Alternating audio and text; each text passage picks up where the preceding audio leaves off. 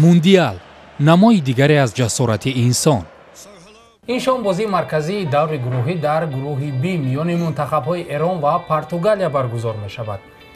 بازی واقعا خیلی مهم است و نفر غالب بعد دور بعدی یعنی 1/8 نهایی راه می‌یابد. وابسته به امکانیت‌های منتخب ایران و تا کجا می‌توانند بر مقابل قهرمان فعلی اروپا منتخب پرتغالیا بازی کنند، با همکارم از بخش فارسی رادیوی آزادی بنیامین صدر یک صحبتی داریم. خوش آمدید به صحبت ما و پیشگویی تا نسبت بازی که این شام برگزار می شود چگونه است؟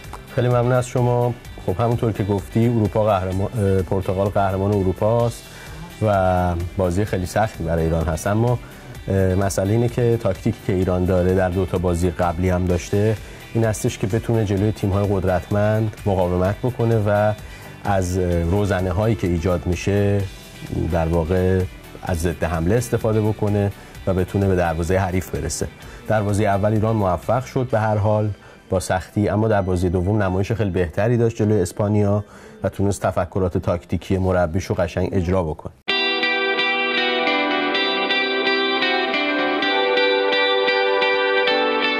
امروز همگی چند ساعت پیش از قواآزمایی‌های حل کننده با تیم ملی ایران کریستیانو رونالدو دسته منتخب پرتغالیا را به تماشای شهر سارانسک برآورد.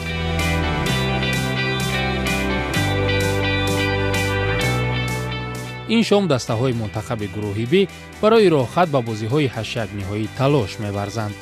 در گروه بی پرتغالیا با ایران و اسپانیا با مراکش قواآزمایی خواهند کرد. مراکش بعد از 2 باخت هیچ شانسی برآمدن به دور 8 نهایی را ندارد، ولی اسپانیا، پرتغالیا و ایران برای دو راحت تلاش می‌کنند.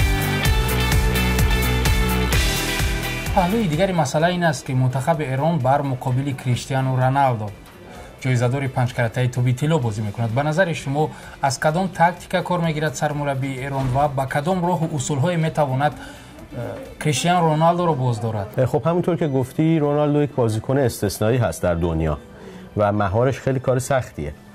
البته تو 2 تا بازی قبلی پرتغال نشون داد که خیلی متکی است به رونالدو، ولی در واقع ستاره پرتغال بیچون و چرا رونالدو هست. اما از اون طرف قضیه ایران 2 تا دفاع بسیار قدرتمند داره، یعنی 2 تا بازیکن جوون بسیار قدرتمند داره که اینا میتونن رونالدو رو مهار بکنن. مجید حسینی و سعید عزت اللهی 2 تا بازیکن دفاعی ایران هستن که خیلی جوونن و قدرتمند. در بازی قبلی هم این 2 دفاع تونستن جلوی دیگو کاستا و بقیه بازیکنای اسپانیا خوب نمایش خوبی داشته باشن و خوب دفاع کنن.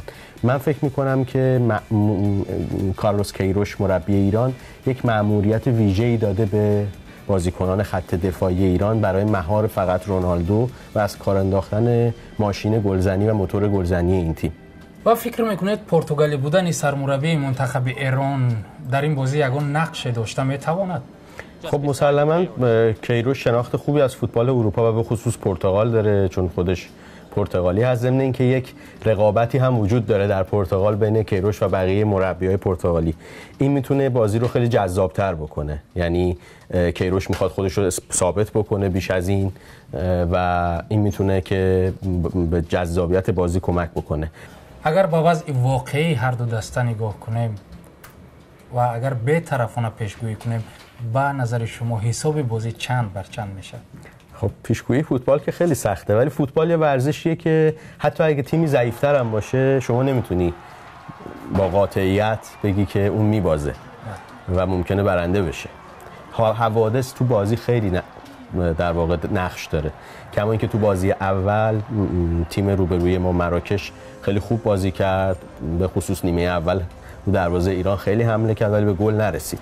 در بازی دوم هم اسپانیا هم همینطور خیلی حمله کرد ولی دیر به گل رسید و عوضش ایران به گل رسید. حالا گلالات مردود اعلام شد ولی بالاخره تونست برسه.